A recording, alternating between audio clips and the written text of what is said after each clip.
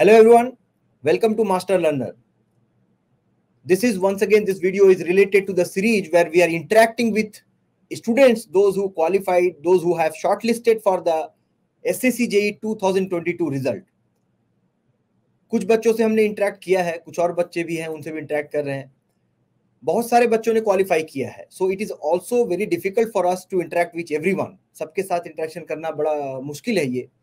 But कुछ random students के साथ में हम इंटरेक्ट करते हैं और ये हमारे लिए जरूरी भी है ताकि जो बच्चे प्रिपरेशन कर रहे हैं उनको कम से कम अपने प्रिपरेशन के दौरान जो बच्चे प्रिपेयर करते हुए सक्सेस पा चुके हैं उनकी जर्नी में जो प्रॉब्लम्स आए, उनकी जर्नी में जो उन लोगों ने अचीव किया, उस जर्नी से कुछ एक्सपीरियंस गेन कर सकें और अपने प्रिपरेशन को और ज्यादा मजबूत कर सकें. So without delaying let us welcome Prateek Kumar who got shortlisted for CPWD for SSC 2022 result. Hello Pratik, many congratulations from Master Learner team. आपको CPWD में शॉर्टलिस्ट आप हुए हैं. For that very many congratulations. Thank you sir, thank you so much पूरे master learners team को और मेरे journey में जो भी सपोर्ट स्टाफ टेस्ट स्टेज में जो मदद की सर उसको मैं बहुत बहुत धन्यवाद बोलना चाहूँगा सर. तो जब तुम्हारा रिजल्ट आया था, ये रिजल्ट तुम्हें किसने बताया था? दोस्त ने देख के बताया था, तुमने खुद देखा था, घर वालों ने देखा था? कैसे देखा था रिजल्ट तुमने? नहीं सर, जब रिजल्ट आया उस समय तो मैं एक शंकर भगवान के मंदिर है, मैं वहीं पे बैठा था, मैं और मेरे पिताजी. तो रिजल्ट आया तो उसके बाद सर पहले तो राइट अप आया सर. उसके 15-20 मिनट बाद ये रोल नंबर कैंडिडेट लिस्ट आया. तो राइट अप देखकर मैं जो कट ऑफ गया था सर वो बहुत ज़्यादा चला गया था. BRO का cut off sir 197 marks for OBC. तो वो देखकर मैं थोड़ा घबरा गया सर. तो उसके बाद मैं तुरंत वहाँ से आया और जब कैंडिडेट का रोल सर आया, लिस्ट आया सर रोल नंबर, तो जब मैं आया तो मेरे बड़े भाई ने रिजल्ट वो पहले ही चेक कर लिए थे और वो सर क्लास कर रहे थे उस समय. मास्टर लर्नर्स पे ही सर SSC JEE प्रीलिम्स का क्लास कर रहे थे. तो उन्होंने उस ग्रुप में पता चला उनको और मैं उधर था सर, बाहर था, तो पता चला. उसके बाद वो बताया कि तुम्हारा सिलेक्शन हो गया है और तुमको CPWD मिला है. तो सर बहुत खुशी हुआ ये सुनकर और जानकर. तो मेरे बड़े भाई ने ही मेरा रिजल्ट बताया वो सर. और फिर उसके बाद सर मतलब मेरे को ये बिलीव नहीं हो रहा था कि मेरा CPWD में सिलेक्शन हो गया है. और मैं अपना role number at least 5 times check किया सर. मैं खुद से 5 टाइम्स चेक किया और फिर मैंने अपने बड़े भाई को बोला कि नहीं आप मेरे सामने एक बार चेक कीजिए. फिर पापा को भी बोला और मम्मी को भी दिखाया कि नहीं आप रोल नंबर एक बार चेक कीजिए कि मेरा ही है ना. तब जाकर सर ये मतलब रात तक भी मेरे को रियलाइज नहीं हो रहा था कि मेरा सिलेक्शन हो चुका है CPWD में. तो फिर मैं रात तक ये बहुत ये रहा सर. मतलब काफी सर मुझे खुशी की वजह से मतलब खुशी हुआ इससे. ओके जी सर. Very nice. अच्छा एक बात है और ये बताओ प्रतीक के ये जब रिजल्ट आया तुम्हारा रिएक्शन तो चलो बहुत खुश थे तुम, पेरेंट्स का क्या रिएक्शन था? और इस जर्नी में कुछ और भी बताओ, प्रिपरेशन की जर्नी में प्लस साथ में जो रिजल्ट के जो खुशियां थी, पेरेंट्स ने क्या कहा? सर यहाँ पर तो अभी तो सर मैं मुंबई में हूँ और मैं अपने पिताजी को लेकर आया हूँ. उनका तबीयत थोड़ा सही नहीं है, उनको इलाज कराने के लिए. तो हम लोग बहुत थोड़ा दुखी थे सर और डिस्परेट थे इस चीज़ को लेकर कि पिताजी का तबीयत सही नहीं है, हम लोग इतने दूर हैं, पूरे फैमिली यहाँ पर थे सर. लेकिन इस बीच में ये जब रिजल्ट आया ना तो मेरे पिताजी बहुत खुश हुए. इतना खुश हुए कि उनको लग ही नहीं रहा था कि उनका तबीयत मतलब खराब है पहले से या कुछ उनको हुआ है. उनको ऐसा एहसास नहीं हुआ. तो ये सब चीज़ देखकर मेरे अंदर भी एक कॉन्फिडेंस जगा कि मेरे कारण मेरे पिताजी इतने खुश हुए, आज उनको ऐसा कुछ भी एहसास नहीं हो रहा है. तो ये फिर पूरे फैमिली का ही एक ऐसा माहौल हो गया था कि उस दिन सभी लोग मतलब खुशी से मतलब झूम उठे थे. और रात को मतलब सर 1:30-2 बजे हम लोग सोए उस दिन और बहुत अच्छा फील हुआ सर. तो थोड़ा अपना और ये जर्नी थोड़ा इलेबोरेट करके बताओ कि कैसे जर्नी तुमने, कब ये प्रिपरेशन कैसे स्टार्ट किया और कैसे क्या एक ही बार में तुम्हें ये सक्सेस मिल गया या कई बार स्ट्राइव करने के बाद मिला? Little bit more. नहीं सर, ये सिलेक्शन मेरा एक बार में नहीं हुआ सर. मैं 2019 में एग्जाम दिया. 2019 में मैं बीटेक पास आउट होकर सर कॉलेज से डायरेक्ट दिल्ली आ गया था. तो उस समय जब 2019 में फॉर्म फिलअप हुआ उसमें सर मेरा सिलेक्शन नहीं हुआ SSC JEE में. उसमें मैं प्रिपेयर भी नहीं था सर SSC JEE के लिए. मैं गेट का तैयारी कर रहा था और इसमें फोकस था सर। लेकिन एसएससी जेईई में 2019 में नहीं हुआ सर। उसके बाद जब 2020 में जो फॉर्म आया सर, उसके लिए मैं रेडी था। तो उसमें सर आया तो मैंने फॉर्म फिलअप किया, प्रीलिम्स मेरा हो गया सर। प्रीलिम्स के बाद सर मेंस भी दिया, लेकिन मेंस में मेरा सिलेक्शन नहीं हुआ सर। तो उसके बाद मैंने ये डिसाइड कर लिया कि सिलेक्शन तो होगा मेरा, लेकिन इसके लिए मेरे को एक अच्छे कोचिंग में जाना पड़ेगा और अच्छे रैंक लाने के लिए मेरे को एक अच्छा कोचिंग ज्वाइन करना पड़ेगा। तो मैंने मास्टर लर्नर्स के लिए सर ज्वाइन किया एसएससी जेईई प्रीलिम्स का बैच। और उसके बाद सर मैंने उसके थ्रू मैंने ज्वाइन किया और प्रीलिम्स का मतलब इसलिए मेरा प्रीलिम्स हो गया सर। प्रीलिम्स देने के बाद फिर पता चला कि मास्टर लर्नर्स जो है मेंस का भी क्लास शुरू होने वाला है। तो जब मेंस का क्लास शुरू हुआ तो मैंने मेंस का क्लास ज्वाइन कर लिया। और उसके बाद सर प्रॉपर मैंने जो भी मास्टर लर्नर्स ने जैसे गाइडेंस दिया पूरे फैकल्टी ने, जैसे सर आप हो गए, घनश्याम सर, मदन सर, ये सभी लोगों ने जो कंचन सर, ये सभी लोगों ने जो गाइडेंस दिया, जो क्वेश्चन कराया सर, उसको मैंने थोरोली उसको किया और पीवाई क्यूज किया और उसके बाद टेस्ट सर दिया और इसके बाद सर मेरा सिलेक्शन सर।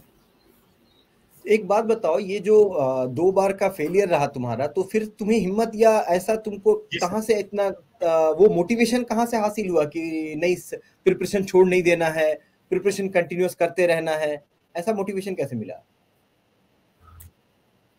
ऐसा जैसे सर जैसे रिजल्ट जब आया ना सर, तो मेरे को पता चला कि मेरे पेरेंट्स को मतलब कितना क्रिटिसिज्म बाहर से झेलना पड़ा है सर, रिलेटिव हो गए या सराउंडिंग से। ये चीज तो पहले पता नहीं था सर, हम लोग को पता नहीं था कि मेरे पेरेंट्स को ये सब बात भी सुनना पड़ता है। लेकिन बीच में जब सर ये फेलियर होता था तो पेरेंट्स से तो बात तो होती थी सर, फोन पे बात होती थी, वो बताते थे कि इतना टाइम हो गया, तो हम लोग बोलते थे कि नहीं सिलेक्शन होगा।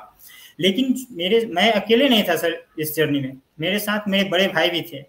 तो जब भी अप्स एंड डाउन आते थे वो मेरे को सपोर्ट करते थे कि नहीं तुम्हारा सिलेक्शन होगा, तुम सही डायरेक्शन में पढ़ रहे हो, बस तुम एग्जाम सही से नहीं दे रहे हो, एग्जाम सही अच्छे से दो, तुम्हारा सिलेक्शन होगा ही होगा। तो ये मेरे बड़े भाई जो थे मेरे लिए बहुत बड़े मोटिवेशन के काम करते थे। तो ये मेरे लिए बहुत मोटिवेशन की बात थी सर, और उनको ही लेकर मैं कभी भी अप एंड डाउन नहीं होता था मेरे साथ, और मैं लगे रहता था एग्जाम के लिए। तो बेसिकली पेरेंट्स जो हैं वो एक्चुअली अपने बच्चों के लिए ढाल बन जाते हैं। जब सराउंडिंग से लोग क्रिटिसाइज करते हैं कि आपका बच्चा कुछ सक्सेस नहीं कर रहा है, वो बातें अपने बच्चों तक पहुंचने भी नहीं देते हैं। जो भी परेशानियां होती हैं दे यूज टू टेक केयर, और साथ में ये चाहते हैं कि मेरा बच्चा कम से कम बिना किसी टेंशन के प्रिपरेशन कर सके। ये हर एक स्टूडेंट को सोचना चाहिए, और जो भी बच्चा प्रिपेयर कर रहा है उसको अपने प्रिपरेशन की जर्नी में एक इस बात को मोटिवेशन बनाना चाहिए, ताकि वो अपने इस प्रॉपर जर्नी में जो पढ़ाई का जो एक प्रॉपर एक तरीका है उससे डेविएट ना हो और प्रॉपर प्रिपरेशन कर सके। At the same time I salute those type of those kind of parents and guardian along with your elder brother। तो फैमिली और फ्रेंड्स में ऐसे लोग हमेशा मौजूद होते हैं जो आपको मोटिवेशन प्रोवाइड करते हैं। You need to find out your goal, you need to work hard, and then rest of that कुछ ना कुछ लोग जरूर आपके साथ जुड़े होते हैं जो इस जर्नी में आपको सपोर्ट करते हैं। प्रतीक जी सर, ये बताओ कितने घंटे पढ़ लेते थे? मैं सर डेली 6 से 7 घंटे पढ़ता था सर, सेल्फ स्टडी करता था सर आफ्टर क्लास के अलावा 6-7 घंटे पढ़ लेते थे? जी सर, सेल्फ स्टडी करता था। जैसे कभी क्लास 3 घंटे हुए, कभी 4 घंटे होते थे, कभी 2 घंटे भी क्लास होते थे। तो क्लास के अलावा मेरा रेगुलर रूटीन था कि 6 to 7 आवर्स सेल्फ स्टडी करना है सर, और उसके लिए मैं डिसिप्लिन वे में मैं उसको फॉलो करता था, मतलब डिसकंटिन्यू नहीं होता था मेरा sir. Every day, each and every day मेरे को 6 to 7 आवर्स स्टडी करना है तो करना है, उसके बाद ही मैं कुछ करता था। और दिल्ली में जब थे हम लोग सर, तो वहाँ पर सर खाना खुद से बनाना था हम लोग को। तो खाना भी खुद से बनाते थे, इसलिए अपना शेड्यूल बना लिए थे सर कि मॉर्निंग में 6 to 10 या 7 to 11 स्टडी करना है, और फिर क्लास करना है, और फिर रात को 2-3 घंटे पढ़ाई करना है सर। तो उसमें सर ये हो जाता था सर, ऐसे पढ़ाई करता था। तुमने मुझे पुराने दिनों की याद दिला दी। जब मैं अपने 11th-12th में था तब मुझे याद है मैं खाना भी खुद बनाया करता था और तैयारी भी करता था, पढ़ाई भी करता था। उस वक्त मैं रांची में रहता था, झारखंड, रांची। बट थोड़ा खाना बनाने में टाइम तो जाता है, बट ये है कि आपको जी अपने सर, सेटिस्फेक्शन के हिसाब से खाना मिल जाता है। जी ऐसे सर, हम बहुत लोग सारे तो बच्चे बैचलर सोचते हैं कि लाइफ में खाना एक बनाने में बहुत समय जाता है, लेकिन ऐसा कुछ नहीं है। तुम्हारा क्या कहना है प्रतीक? नहीं सर, मेरा भी ऐसा मानना है सर, मैं आपके बात से बिल्कुल सहमत हूँ सर, कि हम लोग जैसे आप भी सर बैचलर लाइफ में इस चीज को जानते होंगे, डीवीसी। तो वो जो था ना सर, डीवीसी, हम लोग हम्म, डे में हम लोग का वही था सर। और रात को सर हम लोग खाना बनाते थे, मतलब ऐसा खाना बनाते थे जिसमें बिल्कुल टाइम ना लगे सर, बिल्कुल बिल्कुल। और 1 आवर में और हो जाता था सर, मॉर्निंग और इवनिंग में। हाँ, बिल्कुल हो 1 आवर जाता है। मॉर्निंग और जितने जितने देर लोग टाइम बर्बाद करते हैं ना इधर उधर जाके, अगर किसी को थोड़ा जी सा सर, इंटरेस्ट है तो खाना बनाना जी उसके लिए सर, एक्चुअली क्या है, रिलैक्सिंग मोड भी हो जाता है और साथ में एक एंटरटेनमेंट मोड भी हो जाता है। फिर क्या है, हम सोशल मीडिया या यहाँ वहाँ एंटरटेनमेंट के लिए वो नहीं जाता, वो उसके बजाय वो अपना खाना ही बना जी लेता है। Sir, what does it mean? So जी सर। प्रतीक, तो फिर ये 6-7 घंटे की पढ़ाई रूम पे ही कर लेते थे या उसके लिए अलग से लाइब्रेरी जाते थे? नहीं सर, हम रूम पे ही ट्राई करते थे सर, बाहर नहीं अच्छा। जाते थे, क्योंकि सर फाइनेंशियल, एक तो फाइनेंशियल इशू था मेरे साथ सर। दिल्ली में रहते थे, रूम रेंट थोड़ा कॉस्ट ज़्यादा आ रहा था, फिर इसलिए खुद से खाना बनाना भी शुरू कर दिया सर। बाहर का कॉस्ट आता था खाना में, और खाना भी सही से नहीं हो पाता था, मिल पाता था, हेल्थ इशू हो जाता था सर। तो हम लोग रूम पे ही रहकर पढ़ाई करते थे, लाइब्रेरी नहीं जाते थे सर। ओके। सो रूम पे ही अपना सभी सुबह बच्चों में के उठते लिए थे ये और बड़ा जो इंपॉर्टेंट, रूटीन था उसको फॉलो करते थे। नहीं, सभी बच्चों के लिए बहुत इंपॉर्टेंट इसमें 2-3 मैसेज है। एक तो ये कि आपको अगर अपना गोल क्लियर है और आप अगर डेस्परेट हैं, तो ये जी सर, छोटी-मोटी बातें जो है ना, आप उसको कैसे ठीक कर लेंगे, मैनेज कर लेंगे, वो आपको पता भी नहीं चलेगा। जैसे जिसको गोल क्लियर है, जो जी सर, डेस्परेट है, वो ये नहीं देखेगा कि उसको खाना कहाँ से लाना है या एट द सेम टाइम कि मुझे लाइब्रेरी में ही जाके जी पढ़ना सर, होगा। वो बातों की वो चिंता ही नहीं करता है। उसको लगता है कि मुझे अपना सिलेबस कवर करना है, मुझे अपना कॉन्सेप्ट क्लियर करना है, मुझे प्रीवियस ईयर क्वेश्चन करने हैं, जी सर, बाकी मुझे टेस्ट सीरीज और रिवीजन करना है और at the same time last में मुझे एग्जाम लिख के सक्सेस हासिल करना है। जी सर, लेकिन साथ में एक बात याद रखना है सभी बच्चों को कि सक्सेस एक रात की जर्नी नहीं होती है, एक लंबा समय इसमें लग सकता है। और साथ ही साथ जिनको भी प्रिपरेशन करना है वो एक डिसिप्लिन मेंटेन रखें, उसी में बेनिफिट है। जी सर। सोशल मीडिया के बारे में क्या कहना चाहते हो प्रतीक, कितना यूज करते थे? मैं जब कॉलेज से सर पास आउट हुआ ना, उसके बाद जो भी सोशल मीडिया थे सर, मेरे फेसबुक अकाउंट हाँ। थे, इंस्टाग्राम थे, तो ये सब मेरे बंद हो गए, मैं उसके बाद यूज नहीं किया सर। और इंस्टाग्राम में अपना मेरा अकाउंट है नहीं, मैं अपने बड़े भाई के अकाउंट से थोड़ा बहुत मैसेज मतलब पास करता था या जानता था सर। लेकिन उसके बाद से मैंने सोशल मीडिया से दूर ही रहा सर, केवल मैं व्हाट्सएप और यूट्यूब यूज करता था। एक और बात बताओ प्रतीक कि अभी कुछ बच्चे ऐसा भी सोचते हैं कि चलो जैसे तैसे करके प्रिपरेशन कर लेते हैं, कुछ करके जी सर, सिर्फ हो जाएगा। ये करना, क्या ऐसा करना ठीक रहेगा या फिर उनको सच में थॉरो स्टडी करना चाहिए? जी नहीं सर, ऐसे व्हाट? करने से क्या होगा सर, आप अगर ऐसे करते हैं कि तो उसमें क्या होता है ना सर, 1% या 2% बच्चों का सिलेक्शन तो हो जाता है, लेकिन बाकी बिल्कुल लोगों का सिलेक्शन नहीं हो पाता है सर। तो अगर आपको बिल्कुल। सिलेक्शन लेना है और अच्छा डिपार्टमेंट लेना है सर, तो आपको थॉरो स्टडी करना ही पड़ेगा सर। और थॉरो स्टडी करने के लिए सर आपको एक प्रॉपर वे में जहाँ पे स्टडी होती है, जिस भी इंस्टीट्यूट में, वहाँ पे आपको ज्वाइन करना ही पड़ेगा सर, अगर आपको अच्छा रैंक लाना है और अच्छा डिपार्टमेंट पाना है तो। इसलिए अगर मैं मेरे जर्नी में जो मेरे को महसूस हुआ सर, मैंने SSC JE prelims IAS master में जो मास्टर लर्नर्स के थ्रू मेरे को मिला प्रीलिम्स में, एसएससी जेई में, मैंने उसको स्टडी किया सर, उसको थोरोली मैंने पढ़ा, नोट्स बनाया सर। उसके बाद क्लास नोट्स के बाद सिंपल एक छोटा सा नोट्स भी बनाया सर, जो बार बार मैं भूल अच्छा। जाता था, केवल जो अच्छा। भूलता था मैं उसको लिखता था सर। उसके बाद मैंने ओके। प्रीलिम्स का एग्जाम दिया सर, लेकिन मेरा सर प्रीलिम्स का एग्जाम उतना अच्छा नहीं हो पाया जितना होना चाहिए था सर, क्योंकि उधर बीपीएससी ओके। यही का भी एग्जाम था सर। तो 2-3 अच्छा एग्जाम अच्छा। पे मैं फोकस हो गया, क्योंकि बिल्कुल। 15 नवंबर को सर एग्जाम था इसका एसएससी जेई का, और हाँ। 10-11 नवंबर को बीपीएससी यही का एग्जाम था सर। तो थोड़ा भाग दौड़ भी हो गया सर और एग्जाम के समय, लेकिन सर एग्जाम में मेरा अच्छे मार्क्स आए, लेकिन जितना मैं चाहता था, एक्सपेक्ट किया था, वो नहीं उस हो पाया सर। ओके।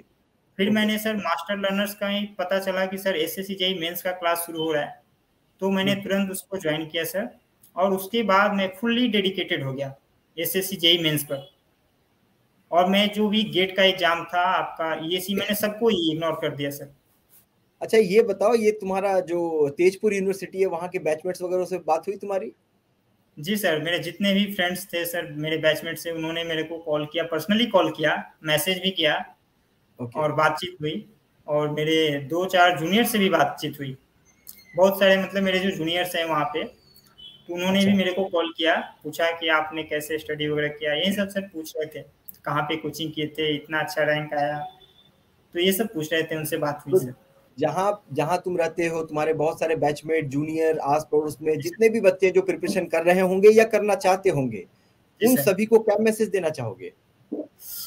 सर मैं अपने एसएससी जेई प्रीलिम्स और मेंस के जर्नी से उनको मैं यही मैसेज देना चाहूँगा, जो मैंने एक्सपीरियंस गेन किया है, कि आपको, अगर आपको सिलेक्शन लेना है, प्रॉपर वे में सिलेक्शन लेना है, सीपीडब्ल्यूडी डिपार्टमेंट लेना है, तो हम्म। आपको मास्टर लर्नर्स ज्वाइन करना ही पड़ेगा। अगर आप ज्वाइन नहीं करते हैं तो आपका सिलेक्शन हो सकता है, उसमें कोई दो राय नहीं है, लेकिन आप सीपीडब्ल्यूडी नहीं ले सकते हैं। आपको बीआरओ मिल थोड़ा सा सकता है, एमईएस मिल सकता है। ठीक है, this is maybe Prateek, this is your emotions. हो सकता है ये तुम्हारी इमोशंस है, you are actually very much lenient towards जिस कोचिंग से तुमने पढ़ाई की है, शायद उसकी वजह से। बट जी सर। इसके साथ मैं बच्चों को ये कहना चाहूंगा, जो सबसे पहली बात है, जो भी जी बच्चा सर। प्रिपरेशन करना चाहता है अपने गोल को क्लियर करे पहले। जी सर। गोल क्लियर करने के बाद में अपना जो डिसिप्लिन है पढ़ने का, उसको मेंटेन करे, जी कोर्स सर। को प्रॉपरली पूरे तरीके से कवर करने की कोशिश करे। जी सर। अननेसेसरी बहुत सारे जो डाउट्स हैं, बहुत सारे जो फ्लोट करते रहते हैं टेलीग्राम में, या बहुत सारा जो अननेसेसरी कंटेंट है उसमें ना उलझे, ये सबसे जी सर। इंपॉर्टेंट है। जी वेर सर। एवर जी you are sir. Good, isn't it Pratik? जी सर। सो एक ये बात भी मुझे था पूछना कि ये जो बहुत सारे टेलीग्राम्स में डाउट है, ये है वो, अब तो तुम ज्यादा सोशल मीडिया करते नहीं थे, तो जी सर। तुमको शायद ज्यादा पता भी नहीं होगा, वरना बहुत सारे ऐसे बच्चे हैं कि टेलीग्राम में इतने सारे डाउट फ्लोट होते रहते हैं, इतने सारे कंटेंट, उनको लगता जी है सर। कि ये भी पढ़ लो, वो भी पढ़ लो, इनके भी नोट्स पढ़ लो, वहां से भी कर लो।